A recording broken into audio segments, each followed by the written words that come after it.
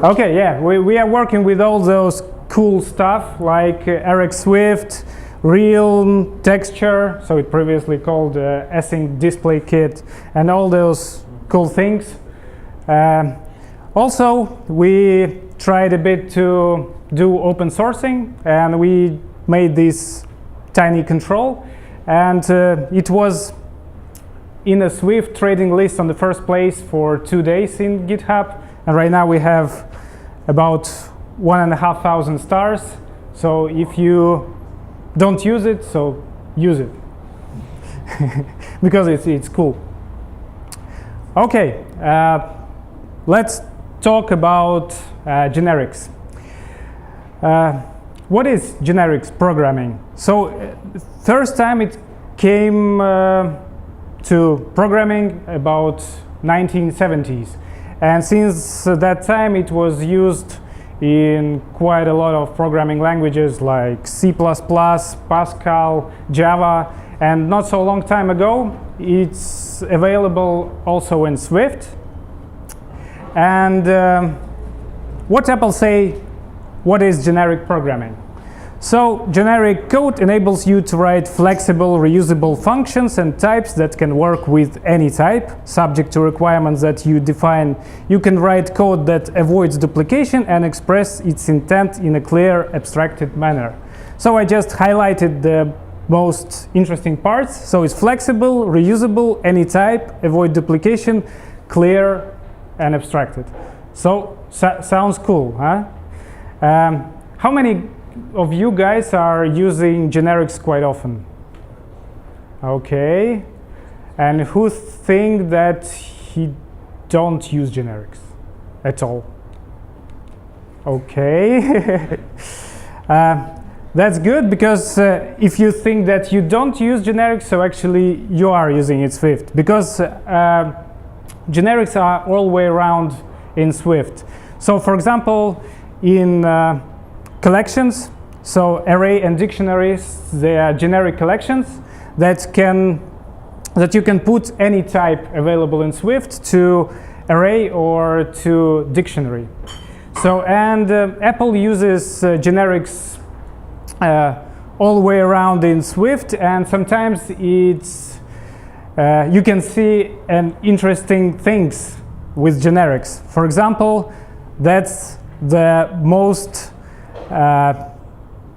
generic typed function in Swift. So it's the init method for mirror struct. So it's a bit scary. Yeah, and that's the situation that can be actually if you use generics quite a lot, but don't be scared. It's not as hard as it can seems. But anyway, that's a strange example. Okay, let's do some generics. So first thing that we can use, where we can use generics, so it's generics functions. For example, you want to swap two ints, and you can write a function that can take two parameters a and b and just swap them. Then you want to swap two strings, so then you can write another function, and then, for example, two doubles. So as you see, it's a boilerplate code. So the only difference that it's the types. So it's int, string, and double. So you can make the one function, one generic function that actually can take any type, and you can swap these variables. So the only thing that should be defined, that A and B should be the same type. Okay, so let's run this example in Playground. As we can see, for example, we want to swap two strings, and as a result we have A equal to 2 and B equal to 1. Okay, in addition to generic functions, Swift enables you to define your own generic types. These are custom classes, structs, or enumerators that can work with type. in a similar way to, for example, array or dictionary. So, for example, you want to make an int stack. So there is an array with ints to store these variables and two functions, push and pop. Then you want to write a string stack, and of course it can be replaced with the generic types. So we can use, right now we can use any type, so we just need to define that it's a generic type placeholder element, and it can be used with any type. For example, in Playground, if you want to create an int stack, then push 1, push 8, and get last item that's equal to 8. Okay, what's the rules for the naming of parameters? So in most cases, type parameters have descriptive names, so such as key and value in dictionary and element in array. However, when it's meaningful relationship, for example, if you don't know what kind of type will be there, so you can use one letter names. So as example, TUV, that's commonly used in generic programming. So for example, as we used in previous example, we swapped to ints, so we used T. Yeah, this is an example. Okay, sometimes we need to enforce certain types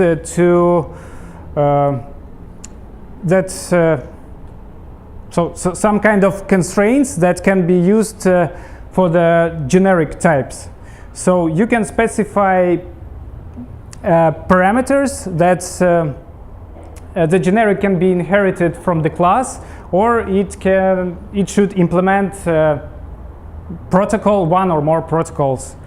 So to do that, you can just add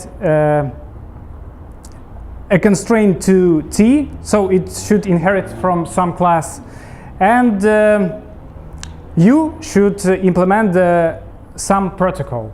Also, you can use the where clause and to add more constraints to generics. For example, T should be hashable and equatable. Okay, also where clause can be used as a part of an extension. So for example, you want to add specific function is top for the element in stack that conforms to equatable protocol. So this method isTop will be available only to those stacks which element conforms to this equatable protocol. So for others, this method will not be available. Okay. Sometimes we need to declare one or more associated types as a part of the protocol. So the actual type to use, it's described as associated type, but it actually doesn't describe the actual type that will be used. So the actual type should be implemented in the class or struct that will conform to this protocol. For example, you have a protocol thing, so just for something, and it has a generic type thing type. So and it has one method do it. So with this thing type, and we have, for example, int thing. So I like int, so all examples are with int.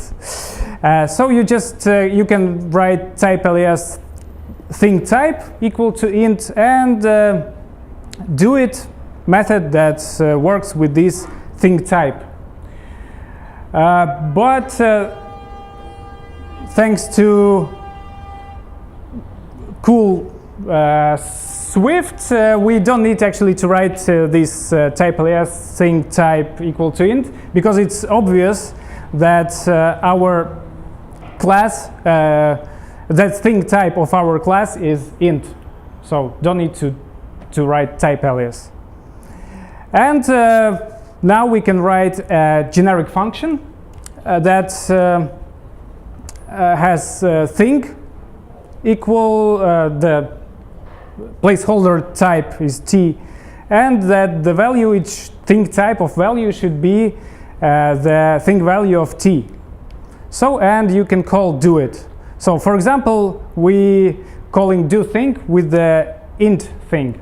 So, and as you see, you pass the integer 2, and as a result, the value is incremented, and the result is 3. Okay, so time to code and to show you the real-world example of generic programming in your apps. Just a second.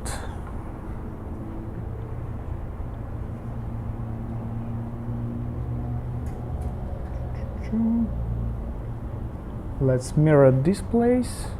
Okay. So can everybody see the code? Yeah? Okay. No? Not? Okay, let's do it a bit bigger. Right now? Okay. Let's run the project.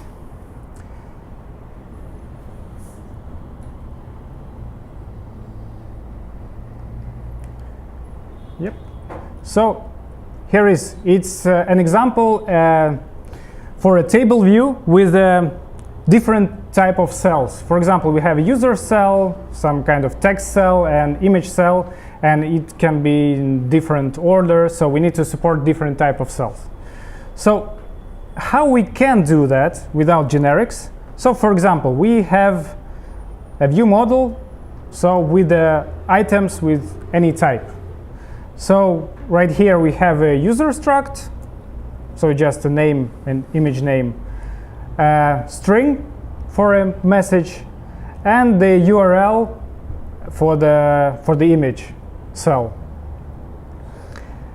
Okay, in table view controller, in cell for row at index path, we just getting this item from items. So, and in if clause, we just checking that if item is user, then we need to decue reusable cell and downcast it to user cell, and then call configure method, as it's provided for the all cells, for the user cell, for the message cell, and for the image cell. So the user cell can be configured with user, message with string, and the image cell with the URL. Okay, so and we need to do these things for all the cells. So for example, if we have 15 cells different, so it will be a huge if else clause. So actually this code has a few bad parts. So the first is a lot of ifs that we need to force cast all our cells to specific type of cell. Then, for example, in view model, if you want to add another cell, for example, warning cell, so you can't use string. You can wrap it inside, for example, warning message struct with the only let parameter text. But anyway, it's a bit odd. Okay, what we can use, what we can do to make it more elegant and more reusable. For example, for the future, if we want to add 15 cells, 20 cells, whatever, we can create a cell configurator. So that will be used for each cell. So first of all, we can write the protocol that all cells will implement. So it's, let's call it configurable cell. So it has associated type data type. So it's the type that will be used for the cell. And function configure with the data, and here is our data type. So all cells will have a method configure with our data type. Okay, next thing, we can make an abstract protocol cell configurator. Yep, and it has a function configure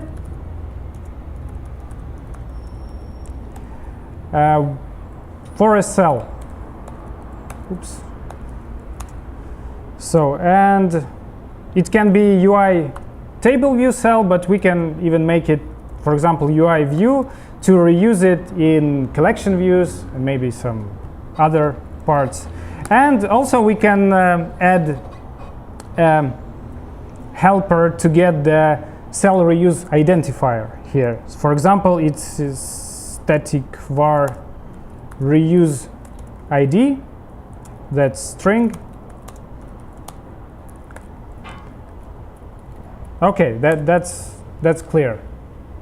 Yep. Okay, right now we can write a class table cell configurator. And add some generics to that. So first thing, we have cell type, and it should be configurable cell, and data type that will be used in that cell, and it conforms to cell configurator, and we can add some more constraints to that. So where cell type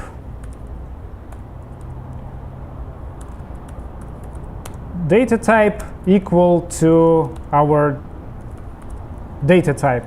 So it's to make it's used to be sure that our cell works only with this data type. And for example, we can add more constraints. So as a cell type, for example, it should be UI table view cell, because it's a table cell configurator. Okay, so right now we need to implement the cell configurator. So the first thing is reuse ID. So static var reuse ID. So it can return string describing cell type self. So to make this work, you need to use return.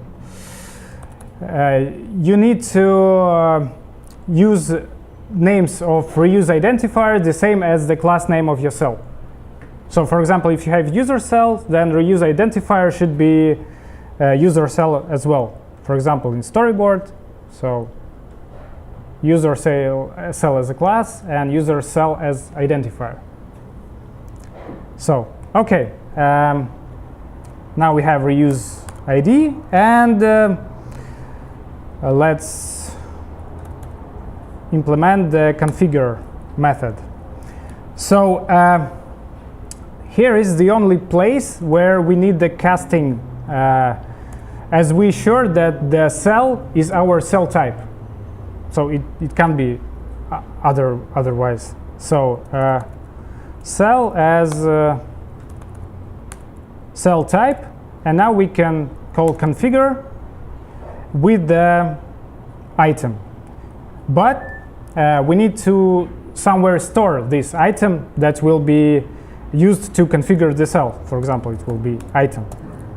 Okay, so we can add the init method with the, let's say, item, and it will be our data type. And we'll store our item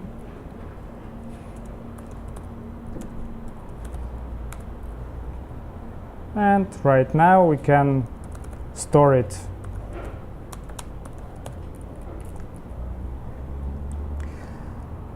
Okay, right now, what our cell configurator does, so it says that the cell type should be configurable cell. So cell type, data type should be the same data type as we are using here. And the cell type should be UI table view cell. Okay, to make this work, we can go to our view model, and right now it can be cell configurator here, and of course it doesn't work. Now we can write our implementation of table cell configurator, and we use user cell as a cell type and user as a data type. And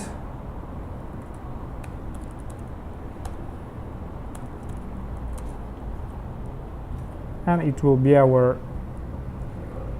user here.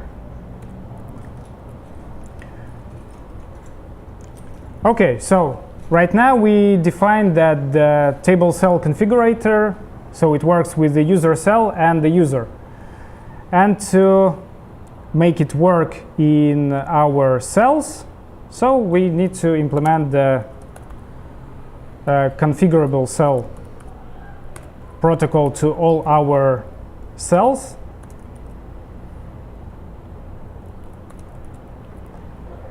And there is a configure data. Yep. And data here. So right now we confirm that cells are working with the configurable cell protocol. Okay, so and the same thing should be done. So actually we can make a bit of housekeeping and can make a type alias. For example, user cell config, so it's equal to our table cell configurator, user cell and user. So right now we can use it. Oops. Like that. And the same for message.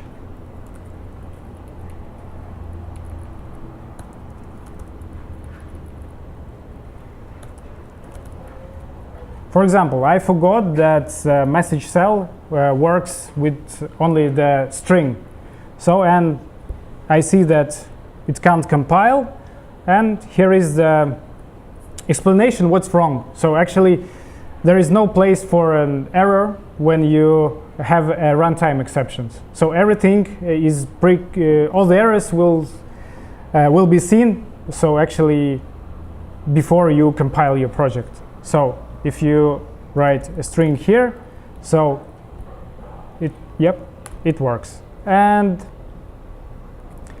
another for the image cell. And it works with the URL. Okay.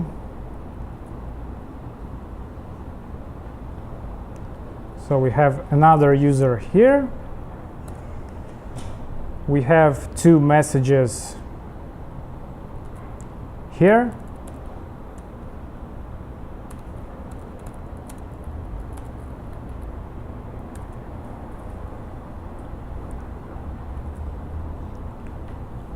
And here. And for image as well.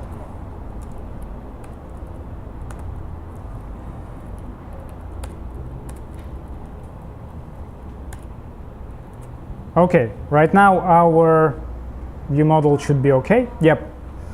And the final place where we need to make changes is our table view controller, because right now item is a cell configurator. So we can delete this thing, and let's dequeue our cell. That is table view, dequeue, reuse, and identifier we can take from an item, but it's a static function, so we can we can get a type of our item. So type of item, and we'll have our type.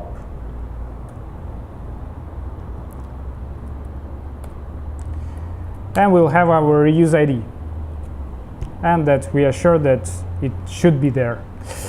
And right now you can call item, configure, and pass our cell. So that's it.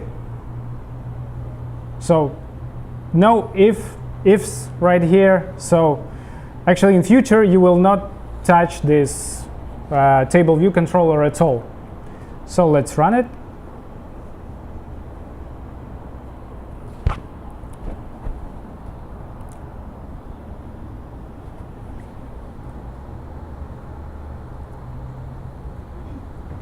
Oops, something wrong. Oh yeah, we're returning the empty cell once again.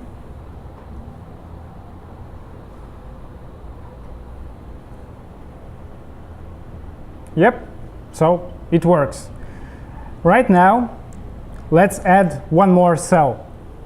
To do that, we can add, for example, a warning cell. So just copy the message cell, and let's call it warning cell. And in our storyboard, let's add one more cell. Oops.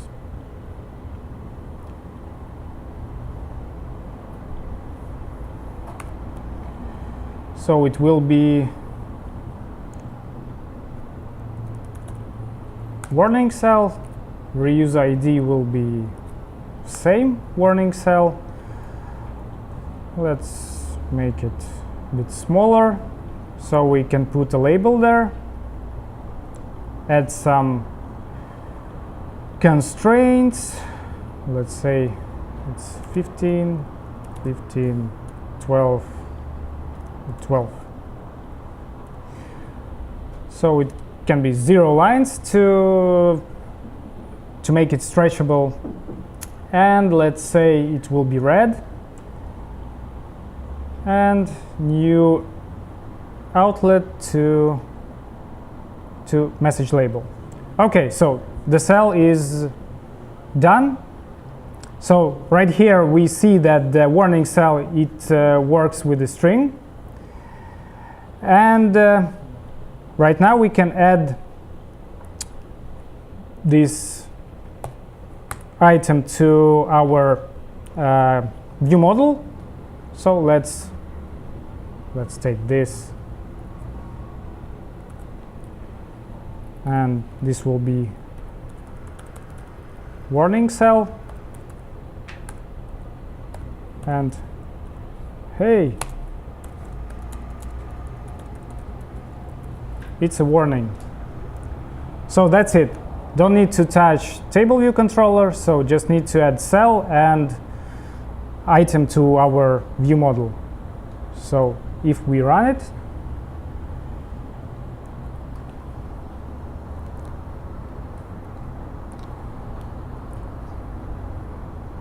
hey, here is a cell. So, and you can add as many cells as you want without this if clauses and with those empty cells that, for example, if you don't support any kind of types. Okay, and one more thing that I want to tell you, that you can check this link. So it's a generic manifesto. So it's a page on the GitHub where all the future of generics is discussed, and what features will be implemented, and some of them are already implemented, so just go there and read quite a lot of interesting things. Thank you. So any questions?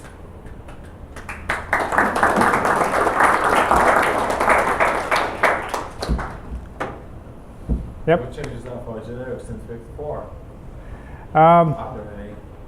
Yeah, there are some of them. So you can use a subscript with generics in Swift 4, and I think for now it's that's all. So not so many things. Yep. Can you share your examples on GitHub? Or? Oh yeah, I will put that on GitHub. Yeah, and we'll post a link on MDL Facebook page, or actually under the video that will be published. Okay, if you have any questions, so just come to me after the presentation and let's discuss. Okay, thank you very much. Thank you very much. Thank you very much.